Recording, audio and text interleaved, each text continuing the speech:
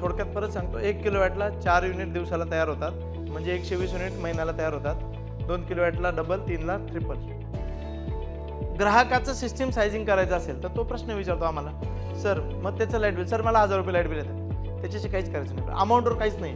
Consumption किती आहे, average consumption trend काढला, त्याच्यावरून तुम्ही सिस्टीम सायझिंग करून देतात. 1 किलोवॅटला किती जागा लागते, कोणी 80 म्हणतं, कोणी 100 म्हणतं.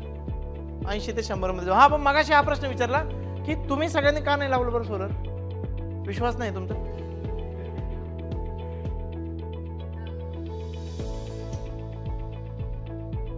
पैसे नाही, सोसायटीवाले देत नाहीत,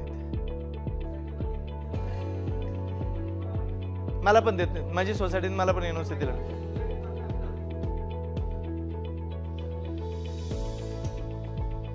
येस, चालत्या गाडीत चढले तुम्ही. डेजिग्नेशनने काय फरक पडणार? कुठलाही विचारावं सर, मी दायेश्वरे म्हटल्यावर मी उत्तर देणार, महावितरण उपकार्यकारी अभियंता.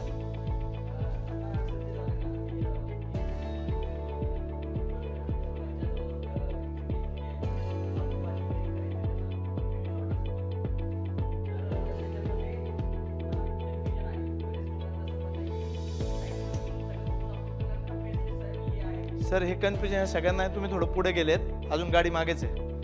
आमची गाडी अजून तिथपर्यंत पोहोचली नाही, मी तुम्हाला सगळ्या प्रश्नांची उत्तर देतो. हा, म्हणून ते चालत्या गाडीत चढले का म्हटलं की आपण कुठे चाललो त्यांना माहितीच नाही ना. तर आम्ही आत्ताशी फक्त बॅकग्राऊंड क्रिएट केलंय सोलर स्कीमचं आणि टिप्स दिल्यात बिझनेस करण्यासाठीच्या, की कसा बिझनेस करायचा, ग्राहकाला कसं पटवायचं है ना. तर ठीक आहे, आता तुम्हाला सिस्टीम सायझिंग माहिती आहे, सगळे प्रश्न माहिती आहे. आज या मॅडमने मगाशी एका फोरमचा उल्लेख केला, society of power professional innovator. एक टेक्निकल फोरम आहे ज्यामध्ये पॉवर सेक्टरमध्ये काम करणारे विविध क्षेत्रातले सो कॉल्ड एक्सपर्ट्स, स्वतःलाच एक्सपर्ट म्हणून घेतो, त्याला काय असे विषय असतात, पण तज्ज्ञ म्हणा किंवा अभ्यास म्हणा किंवा त्या क्षेत्रातले काम करणारे लोक, मग कोणी केबल इंडस्ट्रीतनं आहे, कोणी ट्रान्सफॉर्मरमधला आहे, कोणी युटिलिटीजमधले, अशांनी मिळून एक गट तयार केला 2 वर्षापूर्वी आणि तो गट विविध विषयांचा अभ्यास करतो. त्यातनं आज इथे येण्याचं रिझन असं आहे त्या SPPI गटाचं की PM सूर्यघरचं पेनिट्रेशन हवं तेवढं का होत नाहीये हे जाणून घ्यायचं आणि त्याचा रिपोर्ट जमल्यास शासनाला सबमिट करायचा आहे. हे तो एवढाच आहे, तो गट स्टडी गट आहे, त्याच्यामध्ये नॉन प्रॉफिट आहे, म्हणजे त्याच्यातनं ते बिझनेस काही करायचा नाही आहे, काही नाही विषय, फक्त विविध विषय घ्यायचे. जसं आता EV खरंच झिरो इमिशन आहे का, तरी पण गाडीवर लिहिलं असतं झिरो इमिशन, आणि आपण त्याला कोलगेट लावा, दात एकदम चकाकी होत, कधीच होत नाही. आता 40 वर्षात, 60 वर्षात, 50 वर्षात तुम्ही लावले असेल तरी झाले काय, तर ते ठीक आहे. त्यामुळे हे डिस्क्लेमर्स पण असतात, तर ते खरंच त्याचं काय आहे. आणि जेव्हा शासन हजारो करोड रुपये एखाद्या गोष्टीवर खर्च करते, मागच्या 1.5 वर्षामध्ये, 1.25 वर्षामध्ये PM सूर्यघर योजनेची जाहिरात खूप झाली आहे. 1 करोडचं टार्गेट आहे, महाराष्ट्राला 20 लाखाचं टार्गेट आहे, मागच्या आठवड्यात 1 लाख झालंय, तब्बल 365 दिवसांनंतर 1 लाख झालंय. अजून 19 लाख कधी होतील आणि का नाही होणार? कारण कुठल्याही गोष्टीची ऑफर लॉन्च झाल्यावर जास्त गर्दी होते, नंतर हळूहळू ती डिटेरेट होत जाते. त्यामुळे तो जो फ्लो असणार आहे, तुम्हालाही बिझनेस जर कुठला सुरू केला तर नवीन बिझनेसमध्ये सुरुवातीला खूप पैसा येतो, नंतर तो स्टेबल व्हायला लागतो. मग जर हा स्पीड आता कमी झाला आणि तो तसा स्टेबल झाला तर खरंच 20 लाख होईल का आणि देशात 1 करोड होईल का? तर करायचं तर आहे. मग रिझन्स काय, त्यासाठी हा गट अभ्यास करतोय. स्टॉल आहे तिथे QR कोड केलेला आहे, तुम्ही पण तो स्कॅन करून तुमचे पण रिझन्स भरा. EQC कन्फ्यूज आहे म्हणून नाही होत, ओके ना. युटिलिटीला सांगता येईल ना की तुझ्या EQCला शिकव. योजनेत मुफ्त बिजली योजना लिहिली आणि ग्राहक म्हणतो मुफ्त काहीच नाहीये, सांगा. मग आम्ही व्हेंडरला ट्रेनिंग देऊ की मुफ्त कसं आहे ते समजवायचं. तो it will be a total ecosystem development. आणि म्हणून या सगळ्या योजनेमध्ये कॅपॅसिटी बिल्डिंग आहे आणि today session is a part of that capacity building. Got it. आता ही स्कीम काय, फ्लो चार्ट मॅडम सांगतील. नाही, तुम्ही असं सांगा, डिस्प्लेला सोय झाली नाही आमची, तुम्ही तसं वाचून दाखवा. They will agree. थोडं बहुत 19-20 आपण नंतर हे करू लेटर. 1 मिनिट.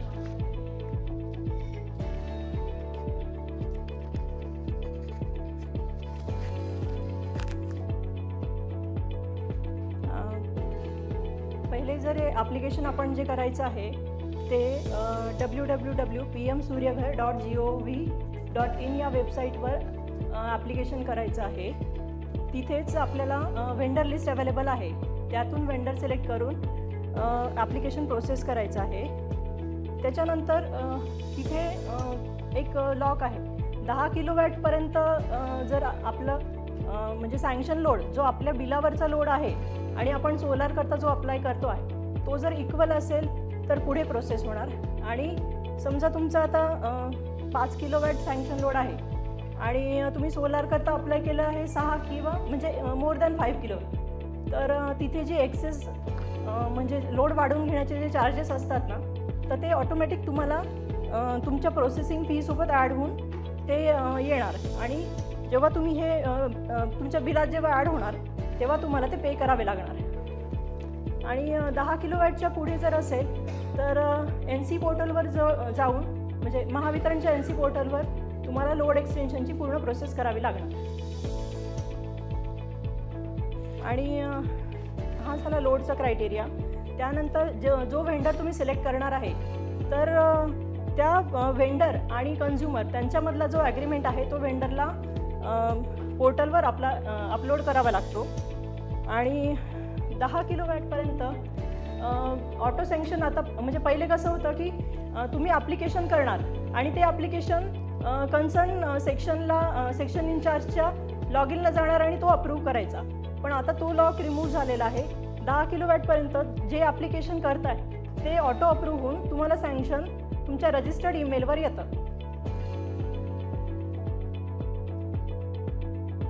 आणि सँक्शन आल्यानंतर मग तुमच्या प्रिमायसेसमध्ये इन्स्टॉलेशन कंप्लीट करायचं आहे. इन्स्टॉलेशन कंप्लीट झालेलं हे तुम्हाला कन्सर्न म्हणजे त्या एरियातल्या सब डिव्हिजन ऑफिसला जाऊन तिथली MIS जे आहेत तिथे त्यांना रिपोर्ट करावा लागतो. आणि त्यानंतर ते साईटवर जाऊन तुमची जे इन्स्टॉलेशन आहे ते व्हेरीफाय करतात. त्यामध्ये काही डिस्क्रिपन्सी असेल तर ते तुम्हाला अकॉर्डिंगली कळवतात. आणि नसेल तर मग NOC ते तुम्हाला देतात त्यानुसार.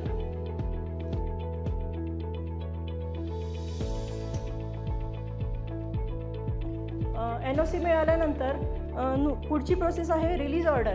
त्याकरता महावितरण आणि कन्झ्युमर यांच्यामधलं ॲग्रीमेंट असतं ते पण अपलोड करावं लागतं. ते वेंडर करतात ॲग्रीमेंट अपलोड. आणि रिलीज ऑर्डर मिळाल्यानंतर ती रिलीज ऑर्डर जी आहे पहिले आपण हार्ड कॉपी द्यायचो, पण आता रिलीज ऑर्डर एक कन्झ्युमर आणि AMISP या दोघांच्या रजिस्टर्ड मेलवर जाते.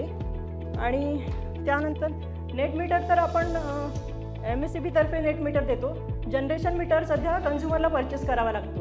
आणि जेव्हा तुम्हाला प्रिव्हियसली सँक्शन भेटतं ते जनरेशन मीटर तुम्हाला त्या डिव्हिजनच्या त्या एरियातल्या डिव्हिजनच्या ऑफिसमध्ये टेस्टिंगच्या टेस्ट करून घ्यावं लागतं.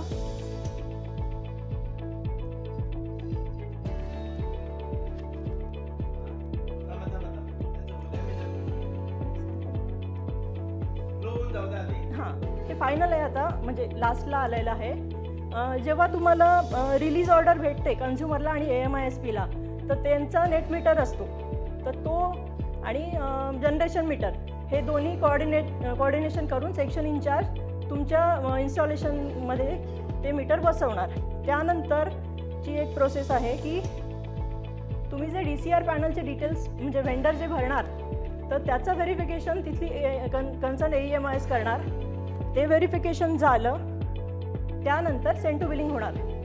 आणि मीनवाईल कन्झ्युमरला किंवा वेंडरला कन्झ्युमरचे पूर्ण DCR पॅनलचे डिटेल्स, बँक डिटेल्स आणि कॅन्सल चेक हा अपलोड करावा लागतो. आणि जसं पूर्ण प्रोसेस कंप्लीट होते त्याच्यानंतर नेक्स्ट 30 डेजमध्ये त्या कन्झ्युमरला सबसिडी भेटते. डॉक्युमेंट्स कुठले अपलोड करायचे मॅडम लिस्ट पाठवते.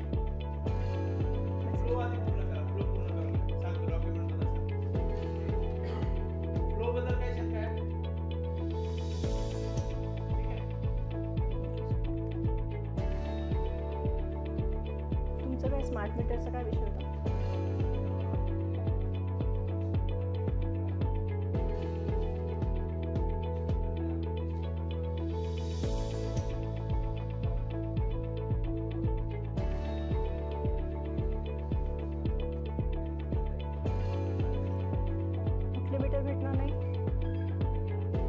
नेट मीटर आम्ही बसवणार, तुम्ही नाही आणायचे आता. जनरेशन मीटर सध्या तुम्हाला परचेस करावे लागत आहेत. नेट मीटर आम्ही बसवणार, स्मार्ट मीटर.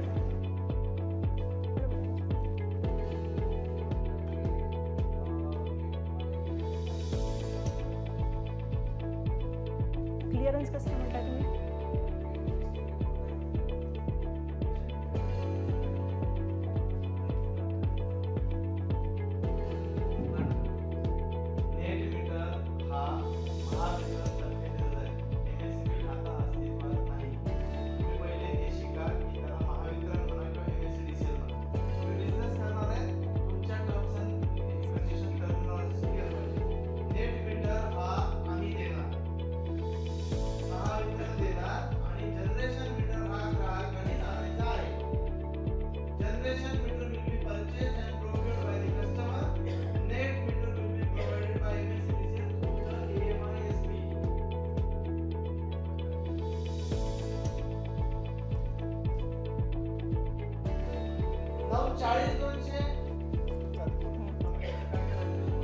डॉक्युमेंट्स आपल्याला जे अपलोड करायचे आहेत ते तुम्ही विचारलं होतं ना.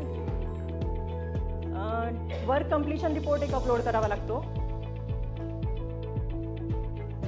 ॲनेक्शर 1, declaration of DCR, net agreement bond. एक इनिशियली मी जे म्हटलं होतं की कन्झ्युमर आणि वेंडरचा एक ॲग्रीमेंट आहे, तो एक अपलोड करावा लागतो. आणि MSCDCL आणि कन्झ्युमरचा हे 2 ॲग्रीमेंट आहेत. आणि PV मॉड्यूल आणि इन्व्हर्टरचे डिटेल्स भरावे लागतात आपल्याला. आणि पूर्ण इन्स्टॉलेशन कंप्लीट झाल्यावर त्या इन्स्टॉलेशनचे फोटोज प्लस कमिशनिंग रिपोर्ट.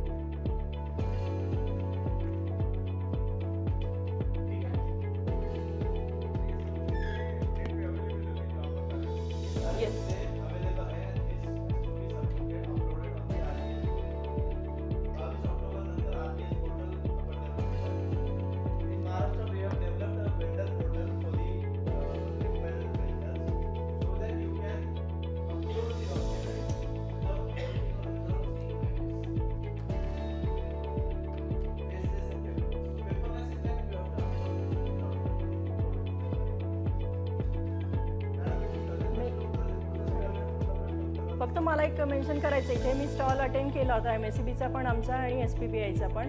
तर त्याच्यावर सगळ्यांचं फक्त म्हणणं असं होतं की MSCDCL कडून डिले होतो, पण आता तशी काही म्हणजे इंटरफेरन्स MSCDCLचा तसा राहिला नाही आहे. सगळी प्रोसेस आपली ऑनलाईन असल्यामुळे ही प्रोसेस फास्ट होती आहे. पण मग तसं जर कोणाला काही प्रॉब्लेम असेल किंवा काही वाटत असेल तर सरांनी सांगितलं तसं आमच्या SPPIच्या स्टॉलवर आपण एक सर्वे फॉर्म ठेवलेला आहे. तो जर तुम्ही फिलअप केला तर त्याच्यात तुमचे काय प्रॉब्लेम्स असतील ते आमच्यापर्यंत येतील आणि त्याच्यानुसार आपण काहीतरी सोल्युशन काढूया.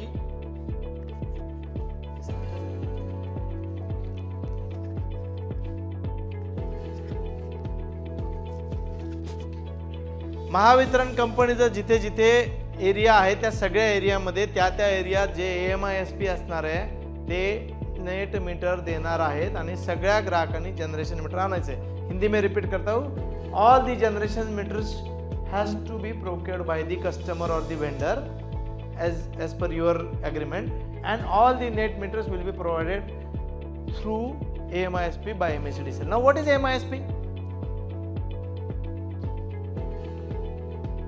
Adani is a company. AMISP is a different thing. We have 4 AMISPs in Maharashtra.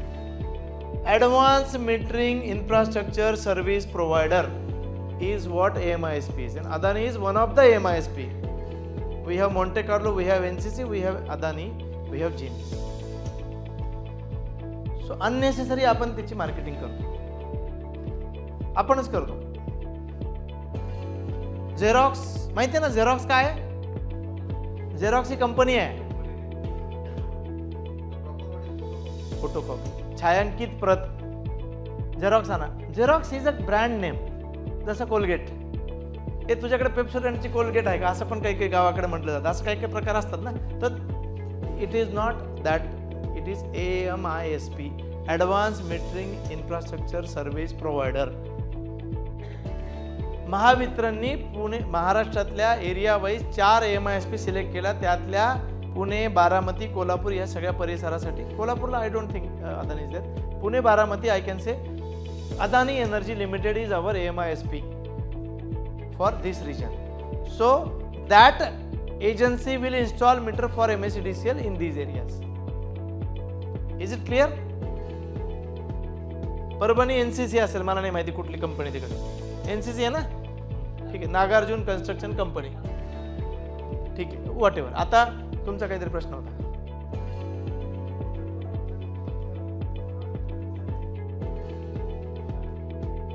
कशाचं रजिस्ट्रेशन? कन्झ्युमरचं रजिस्ट्रेशन. पूर्वी काय होतं की नॅशनल पोर्टल वेगळं होतं. आमची 50 मेगावॅटची स्कीम आणि नॅशनल पोर्टलची स्कीम असं पॅरलली चालू होतं 18 जानेवारी 2024 पर्यंत. त्याच्यानंतर ती टेंडर संपलं, तो विषय संपला. आता तुम्ही तुमचा PM सूर्यगरवर केलं की तिकडून आमच्याकडे इंटिग्रेट होतं. डॉक्युमेंट अपलोड करताना तुम्हाला RTS पोर्टलवर आणि तिकडे करायला, PM सूर्यगर आणि RTS. आलो तुमच्याकडे आलो. आता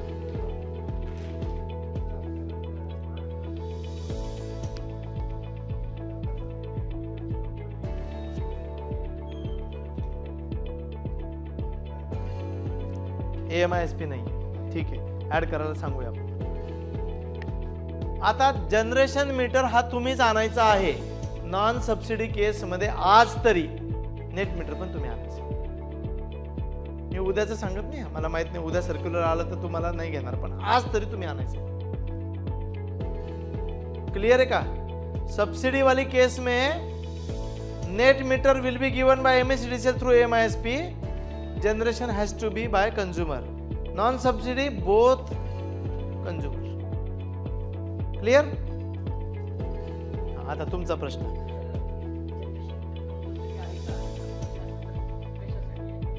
जनरेशन मीटर कंपल्सरी आहे, कारण की त्याच्यावरून तुमचं किती जनरेशन झालंय याचा हिशोब लागतो. आणि केंद्र सरकारला, राज्य सरकारला, महावितरणला RPOचं ऑब्लिगेशन पूर्ण करताना त्याचं रिडिंग लागणार आहे. आपण किती ग्रीन एनर्जी जनरेट केली हे सगळी माहिती हवी असताना, म्हणून जनरेशन मीटर आहे. ओके,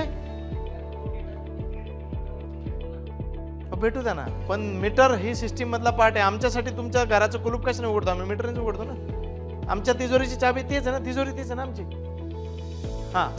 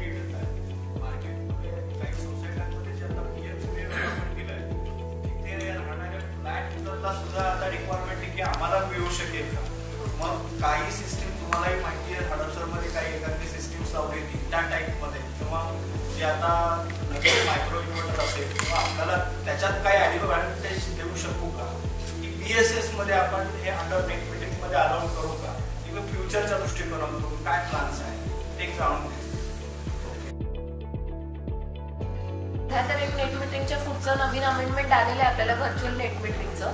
तर मग ते पण कसं आपल्याला करता येईल त्याच्यावर पण थोडंसं. व्हर्च्युअल नेट मीटरिंग हे फक्त गुड न्यूज मिळाली आहे. टाइम लागणार आहे, डिलिव्हरी व्हायची आहे. आमच्याकडे सर्क्युलर MERCने दिलेला आहे, आदेश दिलेले आहेत. त्याचं कसं सिस्टीममध्ये आणायचं, कारण ग्रुप नेट मीटरिंग आणि व्हर्चुअल नेट मीटरिंग या दोन गोष्टी चर्चेला आल्या.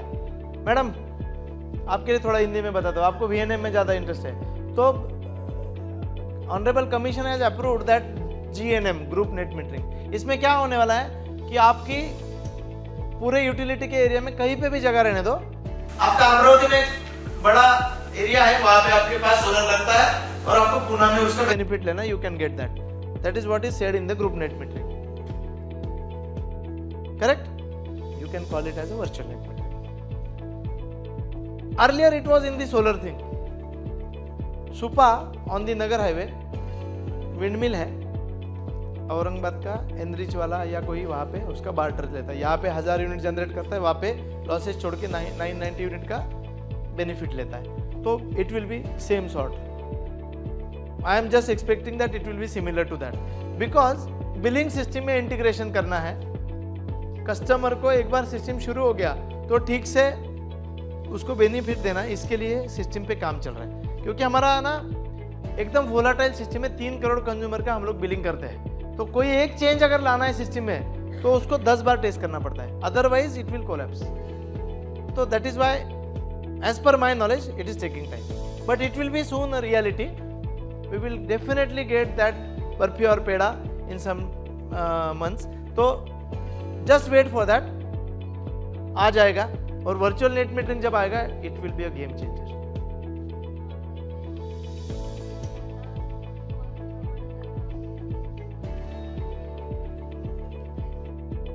त्यांच्या प्रश्नाचं उत्तर द्यायचं राहिलं, 1-2 मिनिटं थांबा. त्यांचा प्रश्न अर्धवट राहिला.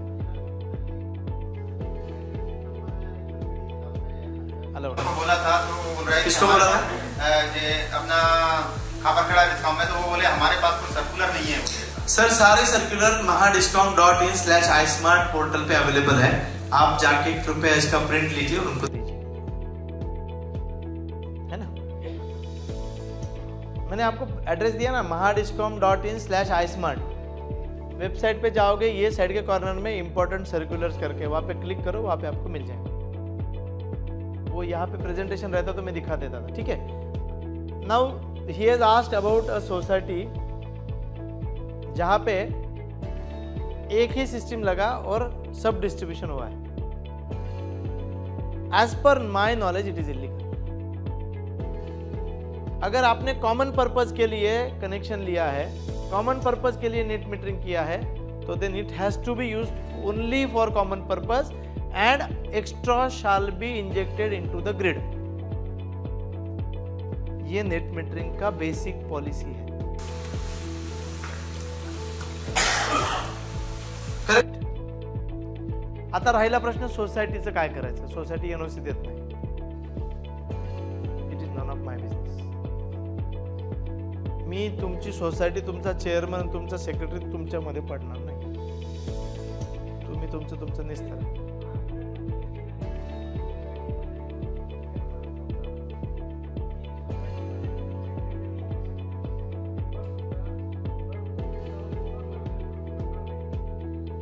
छतावर सोलर लावायला विरोध करणारे इंडिव्हिज्युअलला देतील का नाही, हा प्रश्न. सोलर लावायची विरोध नाही. तो काय माहिती का, कॉमन जी जागा आहे ना ती सगळ्यांची आहे. आता कसं आहे, तो सोसायटीचा कॉल आहे. याच्यावर हाऊसिंग फेडरेशनच्या नॉलेज मधून मी सांगतो की त्या सोसायटीने त्याचे काय जे काही EGM मध्ये ठराव पास करा. आता काही सोसायटी अशा आहेत की आमची जागा डिराईव्ह केली, 20 किलोवॅट कॉमन दिलं, 80 फ्लॅट आहेत, 1-1 किलोवॅट सगळ्यांना दिलं, एवढं लावायचं तर लावा. काहींनी फर्स्ट कम विचारून घेतलं, आपल्याकडे 10 किलोवॅट लागणार आहे, कुठल्या 10 लोकांना लावायचं त्यांनी अर्ज द्या, फर्स्ट कम फर्स्ट सर्व्हिस द्या, दिला. It depends. Utility has got nothing to do into that. NOC देत नाही, नका देऊ. तुमचा प्लांट, तुमचं सामान पडलं, आमची जबाबदारी नाही. तुम्हाला आम्ही प्रेमात सांगतो NOC द्या तुमच्या फायद्यासाठी. उद्या तुम्ही सामान नेलं, मटेरियल लावलं आणि माझा तिथे इंजिनियर चेकिंगला आला आणि तो जर माझ्याकडे आडवा आला की तू कस काय आला, तुम्ही निघून जाईल. माझा काय रोल आहे. त्यामुळे आधी एनओसी घ्या तुमच्या फायद्यासाठी. तुम्ही वेंडरने कृपया करून कस्टमर ग्रॅब करण्यासाठी त्यांना कुठलंही अर्धवट शॉर्टकट सांगू नका.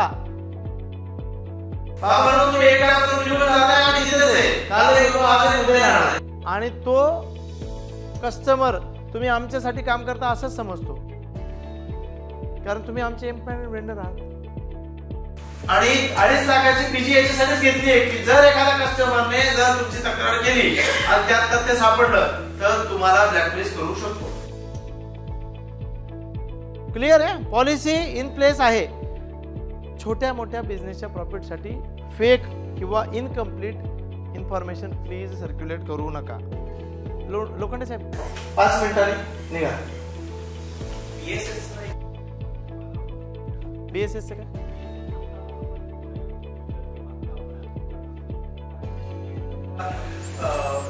नेट मीटर झालाय. आता डी झोन जर का बघितलं तर आता मॅनिप्युलेट होत नाही, कारण की तो मिळत नाही, जनरेशन होत नसतं. तर तिथे जर का मी स्टोरेज केलं, जनरेशन मधून सकाळी मी ऍडिशनल प्रोजेक्ट ऍड केला आणि स्टोरेज करून जर का मी लिथियम बॅटरीमध्ये स्टोर करून 6 ते 10 मध्ये मी वापरू शकतो.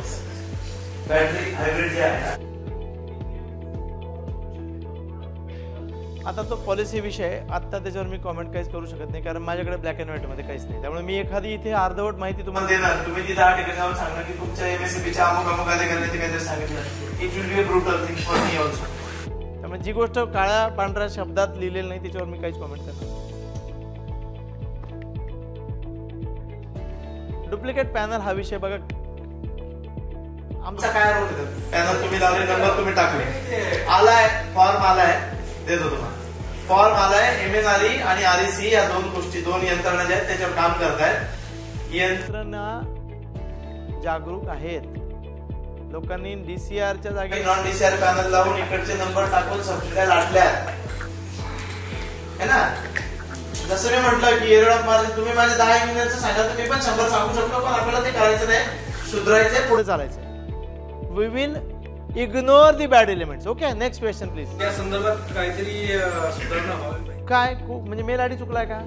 मेल आयडी बाउन्स होतोय का? बऱ्याच वेळेस ग्राहकाचा एखादा जुना मेल आयडी असतो तो बाउन्स होतो, कारण जेव्हा 1 लाख अर्ज झाले त्यातले असे फक्त 10, 50, 100 असतील.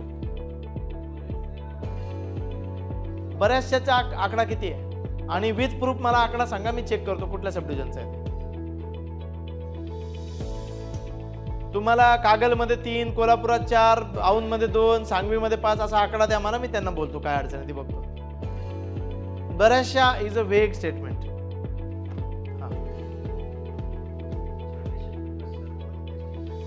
बल्क टेस्टिंगचं सर्क्युलर आहे. बल्क टेस्टिंग असं आहे की तुम्हाला 10-20 मीटर पहिले टेस्ट करून ठेवायचे असतील तर आमचं ते डिव्हिजन टेस्ट करून ठेवू शकतं. मीटर आमच्याकडे असणार, तुमच्या ताब्यात येणार नाही. तुम्ही जसं जसं रिलीज ऑर्डर किंवा एखादी ते द्याल तसं तसं ते मीटर तुम्हाला आम्ही इश्यू करायला सांगू. हे बघा आता काय आहे की काही डिव्हिजन असे आहेत आमच्याकडे की ज्याचा एरिया खूप स्कॅटर्ड आहे. म्हणजे आता for that matter Kedgaon division जर घेतलं तर केडगाव शिक्रापूरपर्यंत, शिरूरपर्यंत जातं. तर त्या ठिकाणी ही गोष्ट करू शकतो आपण. पण आता पुण्यात औंधला आहे आणि त्याचं शिवाजीनगरला 2 किलोमीटर आहे, तिथे 1 टोल करा. एरिया स्पेसिफिक कसं आहे, महावितरण आहे ना, कॉम्पॅक्ट पण आहे, स्कॅटर्ड पण आहे. त्यामुळे एरिया स्पेसिफिक तिथल्या एक्झिक्युटिव्ह इंजिनियरला या गोष्टीच्या बल्क टेस्टिंगच्या सर्क्युलरमध्ये अधिकार दिलेले आहेत. तळेगावचं टेस्टिंग आहे राजगुरुनगरला आहे, त्यामुळे राजगुरुनगरला जावं लागतं. त्याला आता तरी पर्याय नाही.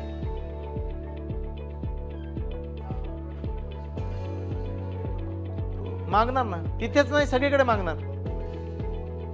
आता काय म्हणूनच सांगतो, बल्क टेस्टिंग आम्ही का ठेवलं होतं अडवून की ह्याच्यामध्ये नंतर जर मीटर नंबर मिसमॅच झाला, इकडचा तिकडे झाला, वेंडरने खूप वेळा असं केलं, याचा मीटर त्याला, त्याचा मीटर, आणि मग तो आमच्या डोक्याला एवढा त्रास होतो, तो कस्टमर सगळे आम्हाला शिवत होतो. त्यामुळे आम्ही काही गोष्टी या स्ट्रीमलाईन केलेल्या आहेत. पण समजा जर तुमच्याकडे 20 प्रॉस्पेक्टिव्ह कंझ्युमर आता आहेत तर तुम्ही तिथल्या एक्झिक्युटिव्ह इंजिनियरला भेटून ते जर दिलं की 20 प्रॉस्पेक्टिव्ह कंझ्युमर यांचे माझ्याकडे अर्ज आलेले आहेत, यांना मला हे मीटर लावायचे, तर आता माझा टाइम वाचावा यासाठी मला 20 मीटर टेस्ट करून द्या. मी एक रिलीज ऑर्डर घेऊन त्याला तर कंझ्युमर नंबर अटॅच करून तुमच्याकडून मीटर नेईल, तर ते ऐकतील. ते मिळाले ना, सिस्टीम पूर्ण झाली ना. आता अडचण आली का काम व्हायच्या आधीच इन्व्हर्टर प्रॉब्लेम नाही, काम झाल्यानंतर झालं ना. आता ह्या गोष्टी कशा आहेत, एक येणार आहेत. REC सुद्धा प्रत्येक गोष्ट नवीन येते ना. तर ह्या गोष्टी RECत बसला आहे सोडवायला. फक्त तुम्हाला तुमच्या ज्या सब डिव्हिजनला हा विषय आला त्यांच्याकडून मेल पाठवायचा. तुमचा पहिला पॉईंट ऑफ कॉन्टॅक्ट हा सब डिव्हिजन ऑफिस असलं पाहिजे. ज्या कुठल्या AQCचं तुम्हाला असं वाटत असेल त्यांना हे निरोप द्या की त्यांनी जी काही अडचण ती ग्राहकाकडून लेखी घ्यावी आणि ती तशीच्या तशी IT ला किंवा वरिष्ठ कार्यालयाला किंवा REC ला फॉर दॅट मॅटर पाठवून द्यावी. ओके. हे बघा, ॲग्रीमेंट हे बॉन्ड पेपरवर असायला पाहिजे असं माझं नॉलेज सांगतं. आत्ता काही लोक हा प्रश्न विचारतात की आम्ही सही न करता अपलोड करायची का. तर मला तर साधी गोष्ट, agreement is a document signed by 2 parties.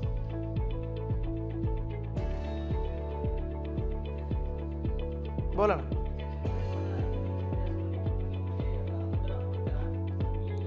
आता आम्ही त्याच्यात मार्ग काय काढला तुमच्या सोयीसाठी, कारण आम्ही रेड कार्पेट टाकलंय सोलर एनर्जीला. त्यामुळे तुम्ही अपलोड करून द्या, नंतर आम्ही अप्रूव्ह करतोय म्हणजे याचा अर्थ आम्ही ते ऍक्सेप्ट केलं असं धरतोय.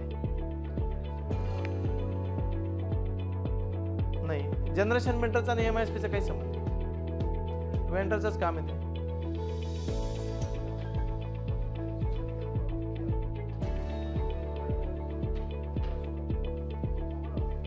सर कॉमन अर्थिंग में लॉस किसका है, बोलो बरो मेरे को. जगह नहीं है तो ठीक है, तो ऐसे तो बहुत सारी चीजें है, तो हर चीज के लिए आप रिस्क अर्थिंग क्यों करते हैं आप. पहले बेसिक पे जाएंगे, अर्थिंग क्यों करते हैं. कस्टम सोल्यूशन है, आप करो ना. आप एले तो एक ही लगेगा. आता ह्याच्यात हे पण बऱ्याच लोकांना सांगतो, एका बिल्डिंग मध्ये 10 सिंगल कनेक्शन आले तर 10 एले लागतील का, तर नाही. एक एले लागेल टॉपमोस्ट पॉइंटला, त्याचं एकच अर्थिंग होईल. मग उरलेलं ACDC सेपरेट तुम्हाला 9चं 10चं करायला काय अडचण आहे. कौन सा AQC नहीं करता है लोग का, कौन सा एरिया बोलिए ना आप मेरे को. बघा मी सांगितलं ना, जनरलाइज आहे. तुम्ही सांगा मला, मी इथून फोन लावतो त्याला. मग घेणार ना. काय चुकतंय. उद्या जर काही घोळ झाला तर काय, आता ते परवा त्या पद्मावती मध्ये स्ट्रक्चर पाडून टाकलं, आमचा काय संबंध आहे. घेण्याचं आम्हाला येणाऱ्यापर्यंत रिपोर्टिंग करत बसायला लागलं. ऑटो सँक्शन गेलंय, तुमच्याच हट्टापायी गेलंय. तुम्ही लोक हे समजूनच घेत नाही. 10 किलोवॅट पर्यंत तुम्हाला आता आम्ही ऑटो अप्रूव्हल देतोय. त्या ट्रान्सफॉर्मरची कॅपॅसिटी एका बिल्डिंगच्या 5 लोकांनी 3 ते 10 मागितलं. 7-5 35 किलोवॅट लोड त्या DP वर जाणार आहे, त्या DTC वर जाणार आहे. उद्या तुमचा इन्व्हर्टर जर लो व्होल्टेजला चालला नाही तर कुणाचं जनरेशन मार खाणार आहे. अबे तुम्ही लोक टेक्निकल आहेत ना यार. कस्टमर मिळवण्यासाठी काही नका करू ना. चांगली क्वालिटी द्या, चांगला कस्टमर येणार आहे तुमच्याकडे. त्याला अर्धवट ज्ञान देऊन त्याला आमच्या अंगावर सोडू नका. लो व्होल्टेज पॉकेट मध्ये जर त्याचा इन्व्हर्टर ट्रिगर नाही झाला तर त्याचं जनरेशन होणार आहे का. तुम्ही जास्त काम करता, मी नाही करत, मी एक्सपर्ट नाही त्यातला. मग का आपण हे करतो. थोडंसं समजून घ्या ना. आमचा माणूस प्रत्येक वेळेस अडवतोच असं का वाटतं तुम्हाला. तुम्ही त्या चेअरवर बसून बघा. हो, मला माहिती अधिकार आहे, मला कॅग ऑडिट आहे, भरपूर लफडे आहेत माझ्या मागे. सामाजिक संस्था आहेत, तुमच्यासारखे समाजसेवक आहेत, कोण हा आहे, कोण विचारवंत आहे, कोण पत्रकार आहे, 100 गोष्टी विचारतात. आता त्या पेपरमध्ये बातमी आली की महावितरणची परवानगी घेतली होती आणि तरी ते स्ट्रक्चर उभं राहील.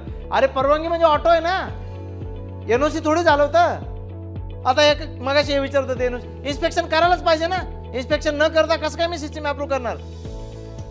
करायलाच पाहिजे इन्स्पेक्शन. जर उद्या त्या ग्राहकाच्या घरी शॉर्ट सर्किट झालं, तुम्ही कुठं नसणार आहे. इलेक्ट्रिकल इन्स्पेक्टरला मला उत्तर द्यायला लागणार आहे. सो बिझनेस करताना भविष्यासाठी काहीतरी सेफ देऊन जाऊ, हा पण लॉजिक ठेवा. पैसे कमवा विथ इथिक्स. तुम्ही 4 पट प्रॉफिट सांगून घ्या, आमचं काही जात नाही. पण त्याला सांगा, बाबा रे 40,000 जर एखादा सिस्टीम देत असेल तर ती डबल लावून घे, माझ्याकडे येऊ पण नको. नाही होऊ शकत 40,000 1 किलोवॅटची सिस्टीम. मग आर्थिंग मध्ये कॉम्प्रोमाइज, मग केबल मध्ये कॉम्प्रोमाइज, मग खड्डा एवढाच करायचा. काहीतरी लॉजिक आहे ना. IS तयार केलेत, IEC कशासाठी आहेत ते मॅडम उद्या सेशन घेणार आहे त्याच्यावर. कशासाठी IS टाकले तेवढे. हे सगळे लोक वेडे आहेत का. हो, बिझनेस साठी सगळं असलं पाहिजे, पण प्रत्येकाच्या सोयीने कसं होईल. तुम्ही घर चालवता, पोराला एक पाहिजे, बायकोला एक पाहिजे, पोरीला एक पाहिजे. तुम्ही सगळ्यांना सगळं देऊ शकतात का. माझा एवढा पगार आहे, त्यात मी बसवतो. तसं आमची कंपनी, आमचे हे नियम आहेत. प्रत्येक येणाऱ्या कस्टमर साठी वेगळा रेड कार्पेट होऊ शकत नाही. सॉरी, थोडंसं खूप स्ट्रिक्टली बोललो, पण तुम्हाला मला सोबत चालायचंय. मला तुम्हाला अपोज करायचं आणि तुम्ही मला अपोज करू नका. आपण दोघं नियमात जे ते पुढे चालूया. प्रत्येक वेळेस AQCच्या नावाने का बोंब आहेत ते डोक्यात भरून ठेवलंय. अरे QC हा फक्त इन्स्पेक्शनचा विषय. हो, आणि तो एकटा त्या ऑफिसचा मालक नाही आहे. तिथे त्याच्या डोक्यावर एसडीओ आहे, त्याच्या डोक्यावर एक्झिक्युटिव्ह इंजिनियर आहे, त्याच्या डोक्यावर एसी आहे. तुम्हाला नाही त्याने ऐकलं तर पुढे जा ना, एस्केलेशन सिस्टीम आहेत, नियमात चालतं सगळं. असं काय सगळेच काय तुमचे दुश्मन नाही तिथे. माझ्या क्यूसीनीला सांगितलं की नाही बाबा तुझ्या एलएची रेडियस 30 मीटर आहे आणि तुझ्या बिल्डिंगची लेंथ 100 मीटर आहे. मग काय चुकलं त्याचं? वीज कुणाच्या घरावर पडणार आहे? त्या क्यूसीच्या घरावर पडणार नाही मित्रांनो. का लावायचं आहे? इथपासून सुरुवात तर करा की why we are doing these things. 1000-2000 profit साठी नका काम करू. आमच्याकडे मध्यंतरी न्यूट्रल कटचा विषय आला पुण्यामध्ये, ज्यांनी काम करण्याचं सगळ्यांना माहिती आहे. बरोबर आहे, तुमचं इन्व्हर्टरला न्यूट्रल हे होत नाही वगैरे वगैरे वगैरे. समजा माझ्या ट्रान्सफॉर्मरचं न्यूट्रल कट झालं, कुणाच्या घरातलं सामान जळेल? मग एक 1500 रुपयाचा कॉन्ट्रॅक्टर लावला तर काय बिघडलं तुमचं? कोटेशन देताना 2000 रुपये एक्स्ट्रा द्या ना, ती कॉस्ट इन्क्लूड करा ना त्याच्यात, सांगा आणि ग्राहकाला. अहो त्याच्यात तुम्ही 5-50 लाखाच्या घराचे रिस्क घेताय ना. ग्रीडला कनेक्ट करणार आहे तुम्ही. नेट मीटरिंग हे ग्रीड कनेक्टेड सिस्टीम आहे. Do you understand what will be a effect? समजा जर काही निशाण झालं तर तुमच्या 5000च्या प्रॉफिटचं डोकं नका लावू. तुम्ही एक वीज यंत्रणेमध्ये मोठं नेटवर्क उभं करताय. एमएनआरई ने एमएससीडीसीएल का काम इलेक्ट्रिकल देखना है. Structure, picture, height, width, gauge, mean हमारा काम नहीं. हमारा काम सर, हम इलेक्ट्रिकल इंजीनियर है यार. एमएनआरई ने कुछ तो आईएस स्टैंडर्ड देख के कुछ स्टडी करके दे दिया कि इतना हाइट चाहिए. अब कॉर्पोरेशन ने अगर उसके कुछ नॉर्म्स अलग बनाए होंगे, सपोज पुणे में अभी स्काई स्तर पर है 20वां मजला है और 1.8 नहीं अलाउड, 1.2 अलाउड है, तो लोकल नियम तो फॉलो करने पड़ेंगे ना.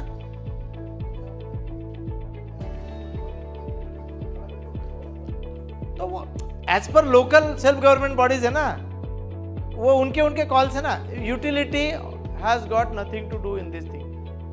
माय job is only electrical network. ये क्या है कि स्ट्रीट लाइट का लाइट भी चालू रहा ना तो पेपर में आता है महावितरणचा भोंगळ कारभार. अरे भैया, street light is none of my business. It is that gram panchayat, nagar panchayat, corporation. But light MSCB. महावितरणच्या प्रत्येक सर्कलला एक टेस्टिंग डिव्हिजन आहे.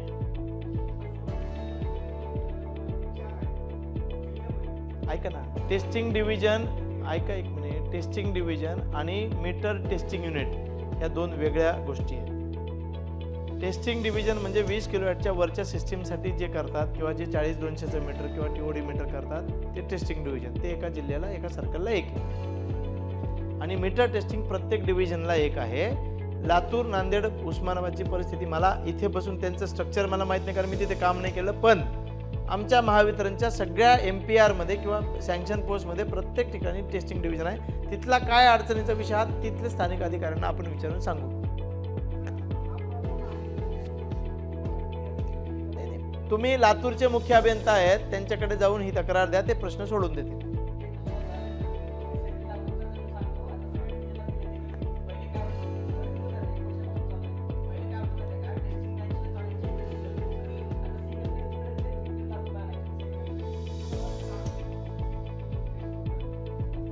ऐका ना, लातूर मुख्य अभियंता सुंदरराव लटपटे साहेब आहेत, त्यांच्याकडे तुम्ही कधीतरी एक चक्कर, सोलापूरहून लातूर फार लांब नाही आहे, फिरत फिरत जा, एखादा कस्टमर पण मिळेल.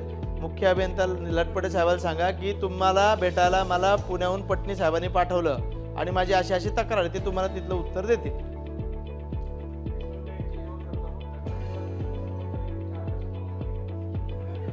लास्ट 3 क्वेश्चन्स घेऊया आपण. महावितरणची वेंडरशिप घेण्यासाठी सगळ्यात पहिले तुम्हाला परफॉर्मन्स बँक गॅरंटी भरावी लागते 2.5 लाखाची.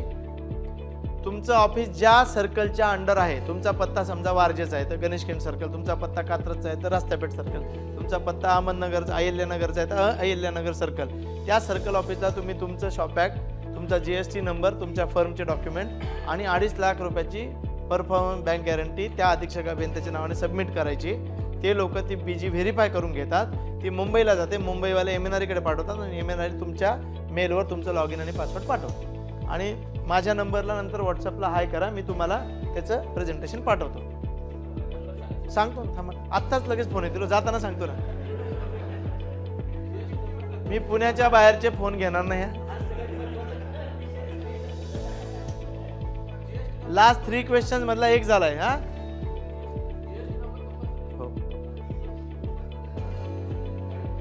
अदानीच्या युटिलिटीचं जे आहे ना ते मला नाही सांगता येणार.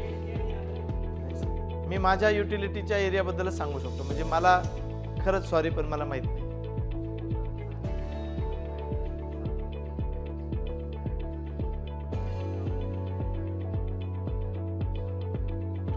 तुम्ही हा एकदा रजिस्टर केला की महाराष्ट्रात कुठे चालतो. तुम्ही लातूरला तुमची वेंडरशिप टाकले तरी ती महाराष्ट्राच्या पोर्टलला दिसणार आहे. त्यामुळे तुम्ही लातूरच्या रजिस्ट्रेशन नंबरवर रत्नागिरीला काम करू शकणार आहे. आणि तुम्हाला तिथे नसेल द्यायचं तर direct Mumbai chief engineer special प्रोजेक्टच्या नावाने एक देऊ शकता. जसमती सर तिथून बदली झाली एका युटिलिटीला, स्टेट नाही. आता आपल्या स्टेटमध्ये 3 युटिलिटी आहे. युटिलिटीसाठी आम्ही सांगतोय महावितरणसाठी. अजून लास्ट क्वेश्चन असायला पाहिजे का तर तुम्ही इलेक्ट्रिकलचं काम करतायत पण दुर्दैवाने त्याच्यात तसं म्हटलेलं नाही.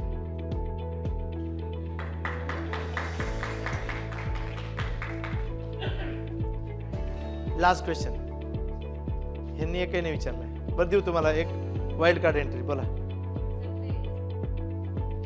मला पण वाटतं मी सांगितलं ना, तू जर इलेक्ट्रिकलचं काम करतोय तर तुझ्याकडे थोडं तरी लायसन्सचं नॉलेज असलं पाहिजे. परंतु सुदैवाने दुर्दैवाने याच्याबद्दल तुमचेच वेंडरचे लोक तिथे भांडतायत आणि कदाचित ते इन्क्लूड पण होईल.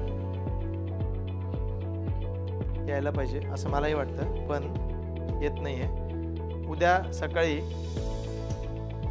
दुपारी ना, उद्या दुपारी पोस्ट लंच नंतर सेपरेट फक्त बिलिंगचं सेशन ठेवलेलं आहे. जर तुम्ही पुण्यातच असाल तर उद्या ते सेशन नक्की अटेंड करा. All aspects of solar net metering billing, single page bill, 3 page bill, open ॲक्सेसचं बिल, एस टी कन्झ्युमरचं बिल, याच्यासाठी स्पेशल B&R डिपार्टमेंटमध्ये आमच्या SPPI गटातल्या एक वरिष्ठ अधिकारी ज्या SPPIच्या फाउंडर मेंबर पण आहेत त्यांना आम्ही रिक्वेस्ट केली आणि उद्या ते प्रेझेंटेशन आम्ही त्याच्यावर करणार आहे. त्यामुळे it will be for tomorrow. EVला महाराष्ट्र EV पॉलिसीनी भरपूर काही सूट दिल्यात आणि 5 मेट्रो शहरांच्या आसपास हायवेजवर प्रत्येक 25 किलोमीटरला बोथ साईडला EV charging station infrastructure develop करायला सांगितलेलं आहे. आणि पुणे, मुंबई, मेट्रो ज्या सिटीज आहेत, MMR जे आहेत त्या एरियांमध्ये एव्हरी 3 किलोमीटरच्या ग्रीडला एक EV चार्जिंग स्टेशन उभं करायचं आहे. त्यामुळे दिस इज ऑल्सो गुड बिझनेस. तर त्यासाठी वितरण company, Mahavitaran company nodal agency आहे आणि आम्ही सबसिडाइज रेटने वीज देतो. तुमचा इंडिव्हिज्युअल युजर आहे, घरी सिंगल फेज मीटर रेसिडेन्शियल आणि तुम्हाला EV मीटर पाहिजे असेल तरी आम्ही देतो. परमिशन काही लागत नाही. सेम मीटर आहे, फक्त तुमचा लोड जो आहे तो EV चार्जिंग स्टेशन असणार. त्यामुळे तुम्ही त्या EV चार्जरचं त्याच्याबरोबर डॉक्युमेंट जोडलं पाहिजे की किती किलोवॅटचा तुमचा चार्जर आहे. लोड लिस्टसाठी लागणार. EVला सेपरेट कनेक्शन मिळवू शकते. EV टेरिफ हा 6 रुपये 8 पैसे प्लस टॅक्सेस साधारणतः 9.5-10 रुपयावर फ्लॅट रेटने तो टेरिफ जातो. महावितरणचे जिथे जिथे EV चार्जिंग स्टेशन आहे तिथे 13 रुपये 25 पैशाने तुमची गाडी चार्ज करून मिळते. प्रायव्हेट प्लेअर 20-22 रुपये घेतात. EV मध्ये अजून फार काही नाही आहे सांगायला. ऍक्च्युली तुम्ही विचारलं तर सांगता येईल पण हे बेसिक एवढं गरजेचं आहे. आपला मेन बिझनेस सोलर आहे व ते सफरचंदाबरोबर आपण द्राक्ष पण ठेवू शकतो म्हणून EV तुम्हाला सांगून टाकलं. कुठलं? स्टेट ट्रान्समिशन युटिलिटी आणि LD कळवा. लॉंग टर्मसाठी LD, मिड टर्म शॉर्ट टर्मसाठी उद्याचे 3 सेशन आहेत. सकाळी इन्व्हर्टरचं एक सेशन आहे, हायब्रिड आणि मायक्रो इन्व्हर्टरचं सेशन आहे 11 वाजता. दुपारी 2ला आहे ना मॅडमचं सेशन. 2 ते 2:30 ते पुढे नेट मीटरिंग बिलिंगचं सेशन आहे आणि त्याच्या पुढे safety aspects in solar rooftop system आणि त्याचे जे IS आहेत आणि आयडियल सिस्टीम काय ह्याच्यावर एक सेशन आहे. So my team has worked very hard to prepare that presentations and I will be them with them. तुमच्या प्रश्नांचे उत्तर असे काही आलेले बाउन्सर अडवायला मी पण त्यांच्यावर असणार आहे. पण हे सगळं प्रयत्न आम्ही का करतोय तर ही सिस्टीम चांगली व्हावी, सेफ व्हावी. Last question.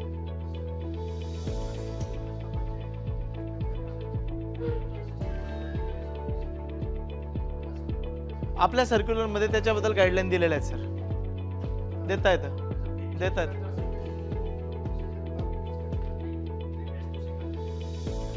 काय किचकट आहे?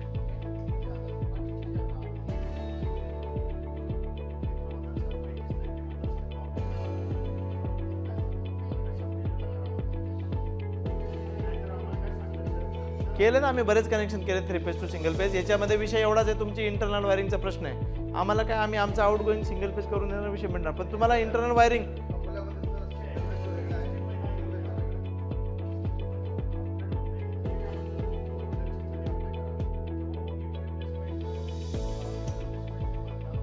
कुठल्या सब डिव्हिजनने तुम्हाला हे सगळं सांगितलं एवढं? हां, तळेगावला.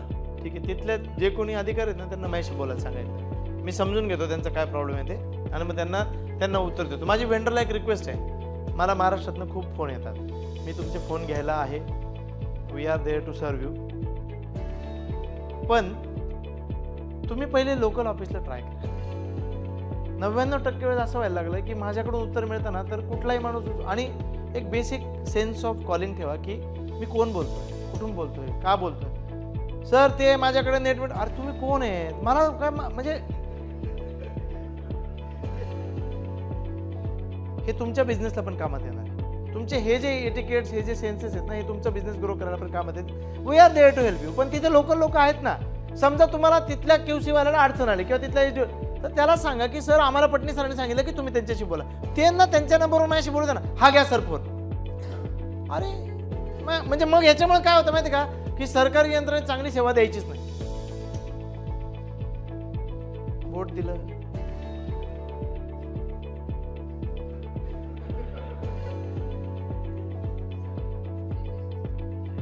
Three phase to single phase करता येतं. थ्री फेज कनेक्शनला सिंगल फेज सोलर इन्व्हर्टर लावायचा असेल तरी लावता येतो. फक्त आम्ही फेज प्रोटेक्टर लावतो, बरोबर ना. कारण तुमचा इकडचा तिकडचा इकडे लोड झाला तरी जळणार कोणाचं आहे? आमचं काहीच जळणार नाही. एक गोष्ट लक्षात घ्या, तुम्ही ग्रीडशी केल्यानंतर आम्ही हत्ती आहोत, ती मुंगी आहे, कस्टमर आहे. हत्तीला काय होईल, एवढी तेवढी जखम होईल, मुंगी खलास होईल. त्यामुळे कुठलंही काम करताना प्रोटेक्शन्स आणि त्या सगळ्या नियमांचा प्रॉपर विचार करून ते करा. आता लातूरवाले आहेत म्हणून तुम्हाला शेवटचा चान्स देतो. यांना शेवटचा प्रश्न म्हटला होता मी. हा म्हणजे पण तुम्ही लातूरचा शब्द काढला, बोला. मला वाटतं की बऱ्यापैकी प्रश्नांची उत्तर दिले असतील मी माझ्या त्रोटक ज्ञानाने. हेतू एवढाच आहे, तुम्ही आणि आम्ही सगळे एकच आहोत. आपण वीज क्षेत्राचे लोक आहोत. आपल्याला हे वीज क्षेत्र पुढे न्यायचं आहे, सस्टेनेबल डेव्हलपमेंट करायची आहे आणि म्हणून दुश्मनी न करता हातात हात घालून सोबत सेफ इन्स्टॉलेशन्स करून पुढे चालूया आणि हरित ऊर्जेचं धोरण राबवूया. धन्यवाद.